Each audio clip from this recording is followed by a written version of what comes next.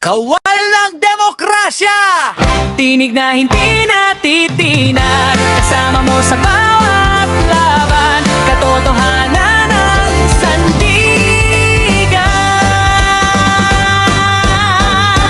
Waldy Carbonell! Kakampi ng mamamayan, tagapagtanggol ng bayan. Walang urong, walang iwanan. Dito, malinaw ang paninindigan. Dito, buhay ang boses ng bayan. Demokrasya, kasama mo si Waldy Carbonell.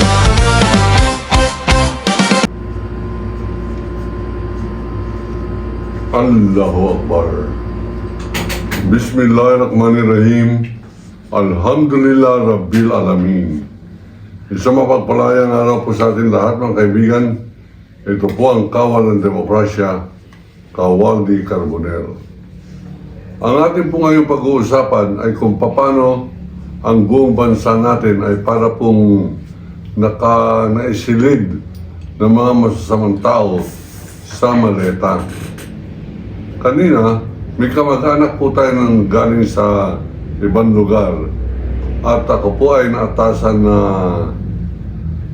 siyang sumalubong. Pagsalubong ko po, abay, meron siyang dalang maleta. At siyempre, as usual, meron yung mga handbag na may mga parang paper bag. Nung ibinaba po namin sa hotel, sinabi nung boy, "Ako, saan po dadalhin to? Diretso mo na ako sa kwarto. Ingatan mo lamang sapagkat maleta yan. Alam mo naman, ang laman ng maleta." Abay, ngumiti po, sabi na, room boy. Sabi niya, milyones pala yun, sir. Kako, hindi ko nabilang kasi mahirap bilangin sa ATM ang 50 million eh. Sabi niya, yung size na yan, sir, wala yatang 50 million. Ano po ibig sabihin ito? Mukhang pati room boy ay na bitag na rin itong mga maleta issue.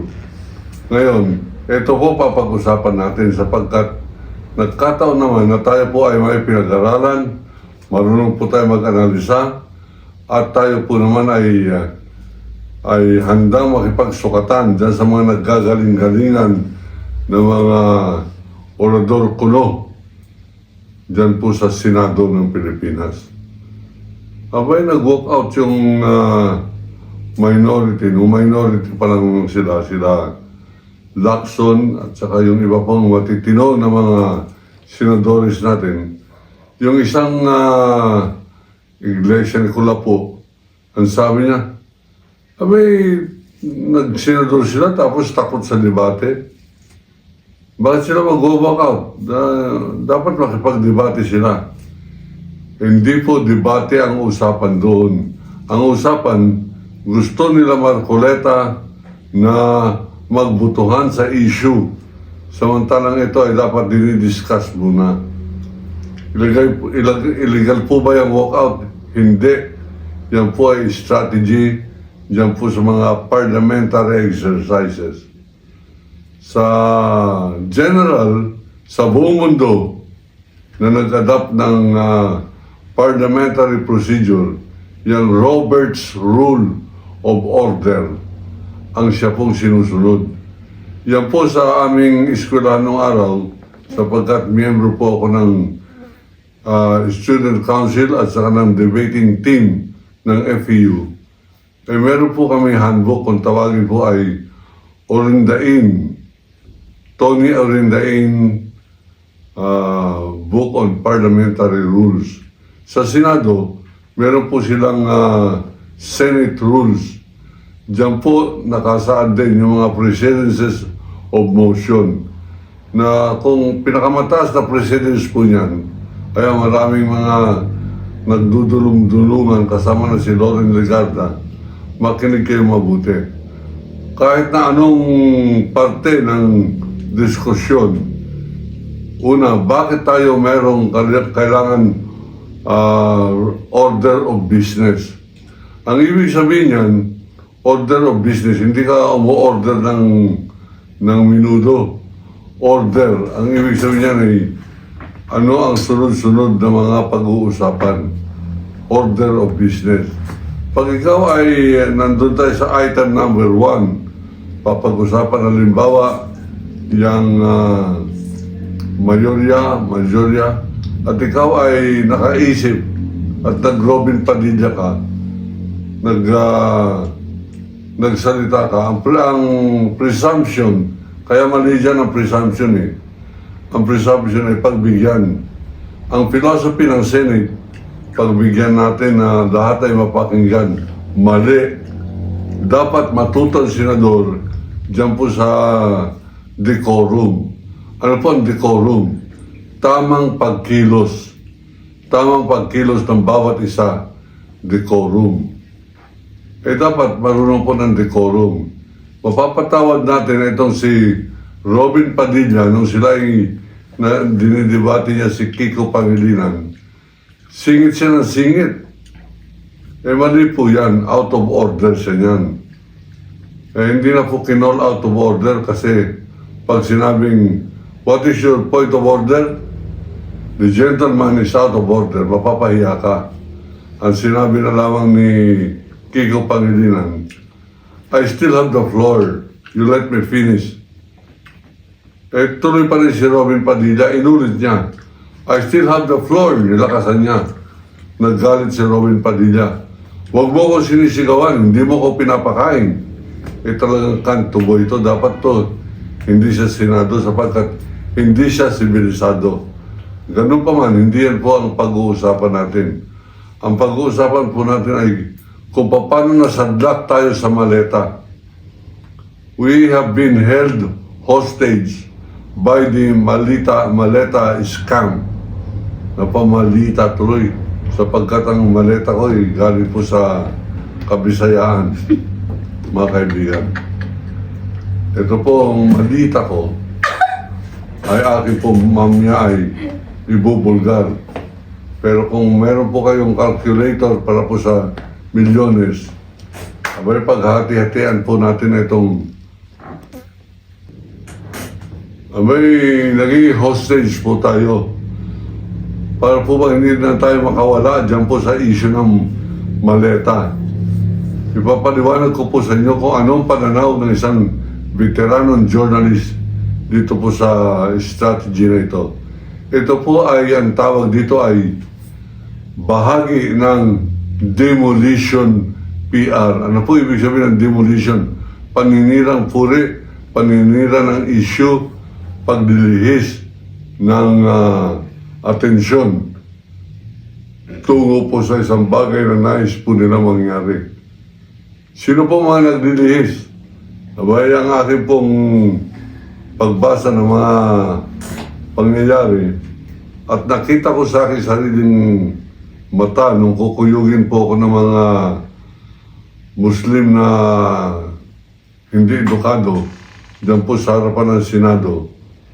Nung nagpunta po ako riyan at magkukomentaryo, nagpakuha ko ng video sa harapan ng Senate at dala ko itong lubid para bitayin ko si Marcoleta at si Robin Padilla sa salang pagka-ignorante at pagtampalasan ng Senado.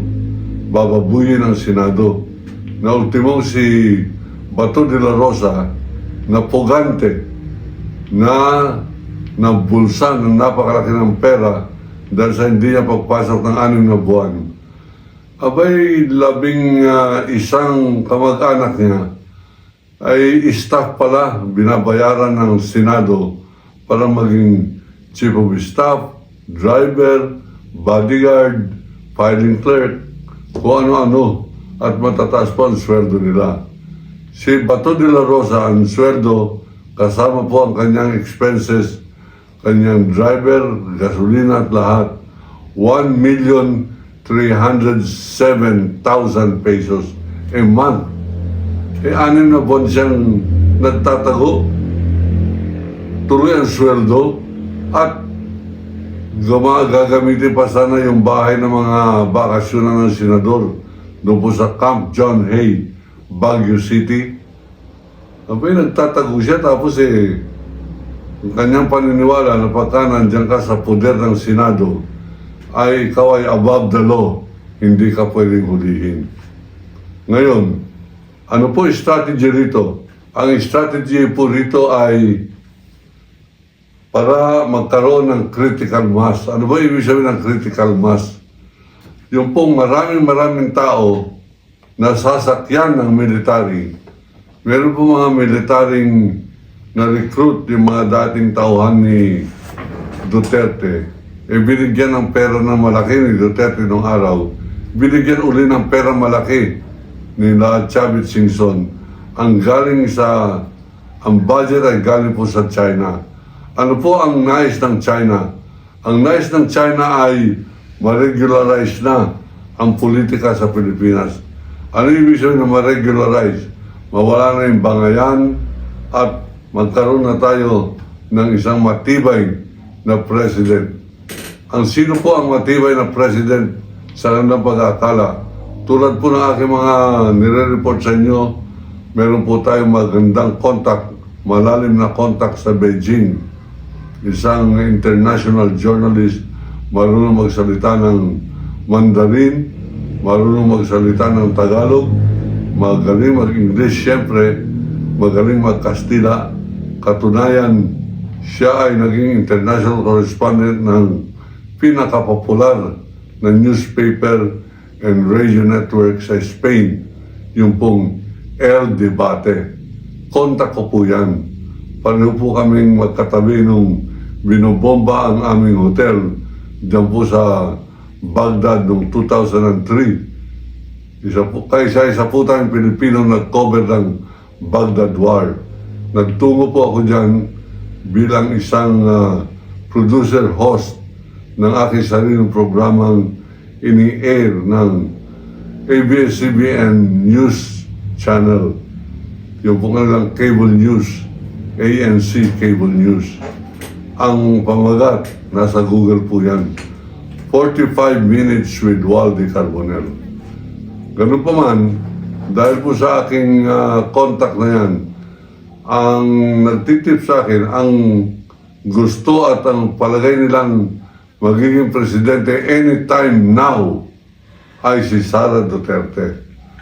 Ang programa, sang-ayon doon sa ating contact at sang-ayon sa aking pagsasaliksik, ibabagsak nilang pilit si BBM at ang pangako sa ng military, sila mamumuno for 1 year, civilian military junta.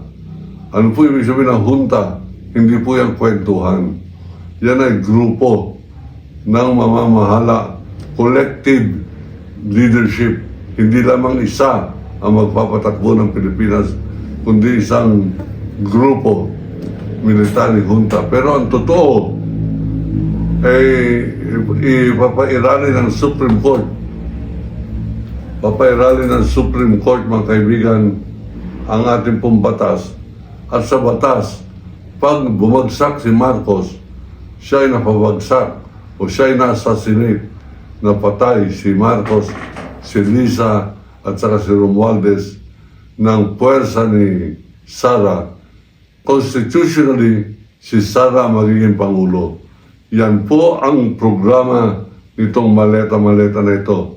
At hindi po totoong Marines yan.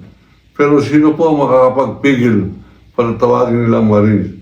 Abay, pigilan ng Marines, sapagkat ang Philippine Marine, yan po ang pinaka-elite, high moral fighting soldiers of the Philippines. Ito, fighting for inuman doon sa Blue Hotel ni Mike Defensor, fighting for 5 million pesos each. Nakakaya. Kaya po wag na tawagin niya na 18 Marines. 18 Maleta Boys. Yung mga nag-deliver, doon lamang kung tayo po yung nag-iisip, magdi-deliver ka ng pera, bilyones, kay Marcos, gamit ninyo sasakyan ni Mike Defensor at ni Saldico? Bakit hindi armor van? Eh kung na-hold up kayo sa daan, bilyon yung i-deliver niyo kay Marcos. Eh pag tayo po yung nag-iisip, at tayo naman ay nag-iisip, naniniwala ko si Marcos, si BBM, maraming kasalanan pero hindi kasama ang korupsyon, hindi kasama ang pagnanakaw ng pera. Sobra-sobra po ang yaman ng Marcos, baka mas mayaman pa yan sa Pilipinas. At meron po akong secret na kaalaman tungkol dyan, sapagkat yung kanyang abogado ng isa sa pinakatiwalaan ni Marcos ng pera, nanalo sila sa Supreme Court, nanalo sila sa korte sa New York, at sila po ay nagbibigay ng testimony sa akin, at ito magiging bahagi ng bago kong libro. Yung pong libro natin, tatagalugin natin. Ang pamagat ay Duelo, na siya na rin magiging title ng pelikula ko, ipapalabas sa Pebrero 2027, mga kaibigan. Duelo, Duterte versus Cavaldi. Pero yan ay duelo ng kasamaan laban sa kabutihan. Alam na po ninyo kung sino mabuti sa dalawa. Wala na po hulaan dyan. Ganun pa man, ano po ang ating pinupuntos dito? Huwag po natin papabayaan na tayo ay nagiging hostage, nakagapos dyan sa maleta. Nakapaloob sa maleta ang ating pong pinag-usapan, ang ating direksyon sa buhay. Samantalang may mga dilubyo nangyayari sa susunod na buwan, may mga bahana naman mararanasan ng maraming lugar sa Pilipinas. Dapat hindi na po nalilis yan. DILG, kayong nandyan sa 911, Director Francis Fajardo. May pagbutihin po ninyo yung disaster relief operations ninyo. Diyan kayo mag-concentrate. Bayanan ninyo itong maleta-maleta na ito. Eh, kung sila Marcoleta lang, kayang-kaya nating iwas-iwas sa debate ang mga yan. Bugok yan. Ang alam lamang yan ay versikulo 14:14 na sa kanila pong sariling interpretasyon ay sila ang tunay na relihiyon. Eh sige na, kayo na ang tunay na relihiyon. Kayo mga nakapiluka. Sige, magsama-sama na kayo. Isama na ninyo si Chavit Singson.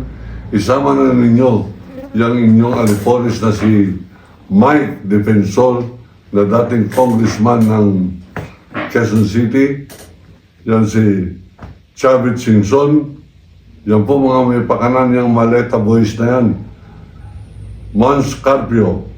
Michael Yang, yung pong family operator na tayo habang tinutupok ng pandemic, abay, nag-release ng malaking budget si Duterte para ipangbili ng face mask. Ang face mask na galing kay Michael Yang, bawat isa, 125,000.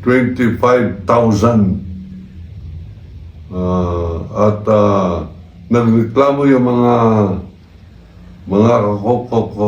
kompetensya ng face mask, mga kaibigan, na nagbibenta ng 2 pesos per mask. At dahil sa 2 pesos per mask, kikita na sila ng milyon. Pero itong kay Michael Yang, abay, 12,000 ang isa, hindi pa na-deliver, pero na-advance payment pa. Kaya po yan ngayon, gusto na mabalik sa pwesto, eto mga Duterte boys, sa pangunguna ni Mans Carpio, asawa ni Sara Duterte, ni Chavit Singson, Mike Defensor, at ang kanilang magiging incoming Senate President ng kanilang Maleta Group, Maleta Government, ay walang iba kundi si Rodante Marcoleta, Marcoleta, mga kaibigan. Eh, kinakailangan kumilos po tayo. Huwag po tayong padala dito sa mga issues na ito. Huwag na po natin bigyan ng kahit na anong pagpapahalaga, pagrespeto, ito mga pro-Maleta senators natin, pro-Maleta senators, mga taga-China, mga kampi sa China, gusto maging probinsya tayo ng China at sila ang lalabas ng pinakamataas na opisyal ng probinsya ng Pilipinas na sa ilalim ng Republika ng Communist China. Yan po ang ating po report. Hindi po totoo yung Maleta Marines na yan. Yung sinasabi naman nilang meron naman 14 na Marines. Doon po sa original 18 Marines, may dalawa lang po ang tunay na ex-Marine, dishonorably discharged. Yung iba ay mga sinipa na miyembro ng Philippine Army. Kaya po mali na sila tinatawag na 18 Marines at mas mali yung sinabi ni Loren Legarda na sila ay mga bayani. O paano naging bayani yan? Nag-deliver ng pera ng kaban ng bayan? Hindi po tayo naniniwalang diniliberan si Marcos. Hindi tayo naniniwalang diniliberan si Soto. At pinaliwanag ni Soto, bakit sila magbibigay ng pera sa akin noong 2024? Hindi naman ako senador noon, kakandidato pa lang ako. At ito si De Lima, nakakulong, binibisita ko, nakita ko, nasa loob ng kulungan. In fact, mga kaibigan, tuwing bumibisita ako, linggo, meron pang misa. Tayo po ay Muslim, pero nagbibigay po tayo ng galang sa mga ganitong relihiyon. At ako po ay sumasali pa sa misa nila. Sila Father Bobby Reyes, Father Albert, yan po, nagmimisa riyan. Tapos meron pong magdi-deliver ng pera, mga maleta. Ayun, merong isang multi-billionaire na congressman dyan po sa Palawan, nagsalita ng isang araw sa television, si Congressman Jose Pepito Alvarez. Ang sabi niya, tinawagan siya ni Mike Defensor para mag-endorso nung ipapadalang impeachment complaint laban kay BBM. Sabi niya, hindi ko masasagot yan, hindi ko pa nga nababasa eh. Ayoko. Nung umayaw siya, abay kinabukasan na sa media na siya at sinabing nag-deliver sa kanya ang Maleta Boys ng maleta. Natural na politiko yan si Pepito Alvarez, mga kaibigan, kilala ko yan. Ang sabi niya, wala man ako natanggap. Baka tanungin pa ng misis ko, saan ko dinala yung pera na yan? Ang laking pera, hindi ko naman natanggap. Pero kung ngayon, bibigyan ako ng maleta ng pera, tatanggapin ko ganun po talaga Bisaya yan si Pepito Alvarez. Tatanggapin ko abay, ang ating pong rito ay, pinupunto ay, lumabas na po tayo sa maleta issue. At ako po ay nakatanggap din ng maleta. At titignan po natin. Kung may lamang pera to, ipadala niyo po sa akin ang inyong pangalan at address, papadalan ko kayo ng inyong bahagi. Pero pagka hindi po pera ang laman at binigyan niyo sa akin inyong address at pangalan, papadalan ko na lang kayo ng libro ng Walde Carbonell book. Ito po, A Country Run Like Hell. Pero tignan po natin, bago tayo magtapos, baka po mayroon naman magandang balita dito sa maleta na ito. Pero may duda po ako, hindi po Marine ang nagdala. Nagdala pasahero. Uy, ano man to, Tama naman ang laman, basura. Kaya lang, yung basura ay parang di 5 kwarta. Ang sabi ng mga Marine, ang tawag nila sa basura, ay sa pera, ay basura. Ito natanggap po natin. Ano man to, Hindi naman to Mergis Piatos. Meron pang pamperniwal dito. Meron pang amoy-amoy. Oh, meron pang Chicken Joy breakfast. Ano, pastilan manini, oy. Di 5 kwarta. Aroy. Pastilan daw basura manini, oy. So, di naman ito para kay Marcos.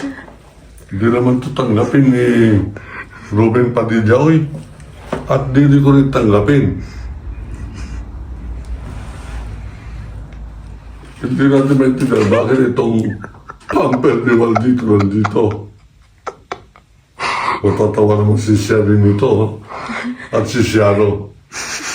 Oh. So yan po, ang maleta ko ay basura ang laman. Sabi ng mga marine, ang laman ng isang ganito ng basura ay 30 million pesos. Yung malaki-laki pareho niyan, 50 million. Ito,